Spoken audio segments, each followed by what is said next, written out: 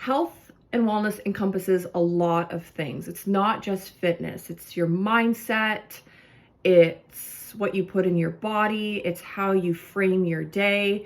There's so much that goes into health. And I think we've been shown a lot of different things, some that are misconceptions, and also things that just focus on what works for that person, showing it to us. And that may not work for all of us. And I think it's really important when we're on social media, when we see something like that, we're like, okay, one, do we have the time in the day to even facilitate what they're doing? Is this our goal? Do we want what they want, or do we just want to follow what's trending? And if we do want what they want, are we willing to put in the work? And I just wanted to know, okay, what would be the best framework to start? If I didn't have access to social media and I was just speaking to a friend and they had been on a health and wellness journey for a while and they wanted to give me some advice, what would be their advice? Okay, well, where do I begin? He actually asked me the question and said, well, do you optimize for the morning or do you optimize for the evening? And I really love that question. And so if you're wondering, okay, where do I begin? Ask yourself, what are you optimizing for? Is it the morning? Do you want to start your morning off in this new framework where it's going to shape your entire day? Or do you want to optimize for the evening? And in this case, meaning, do you prioritize going out after work, finding a detachment through artificial means or alcohol? Do you choose to overindulge instead of finding balance?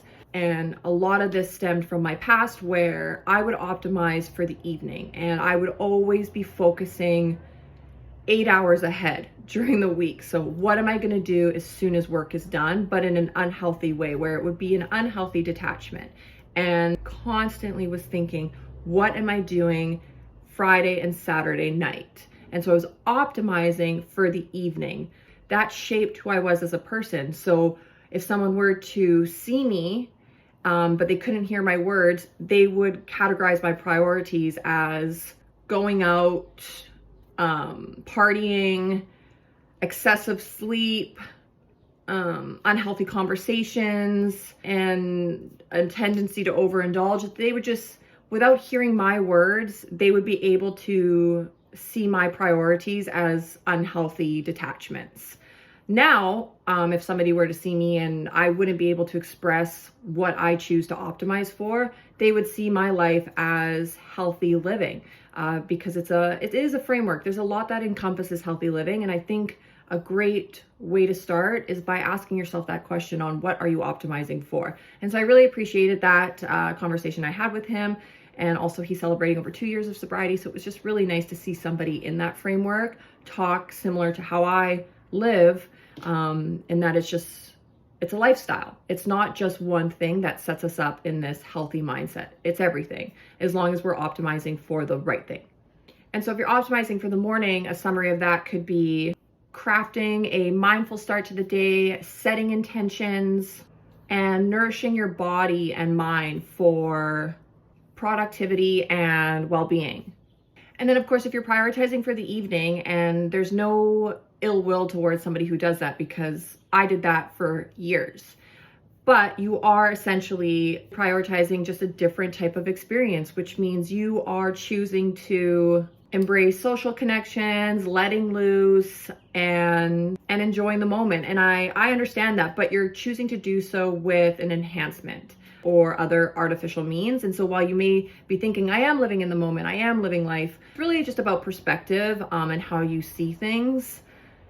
And I think that's a great way to begin your journey if you are interested in switching things up in your life, is just asking yourself questions instead of comparing and seeing how other people got to where they are.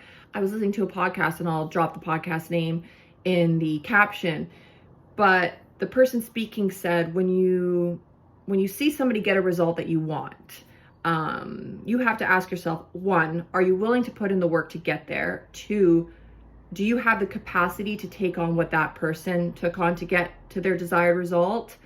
And three, did that process to get to that result for that one person only work for them? You see one person who's successful and they reached a result that you desire, see if the process to get to that result was experienced by anyone else in a similar situation. And not just to focus on one person, because their process to get there could have so many external factors that allowed them to get there that you don't have. And so it's important to see if across the board there is a collective process that many of these successful people took on that allowed them their desired result.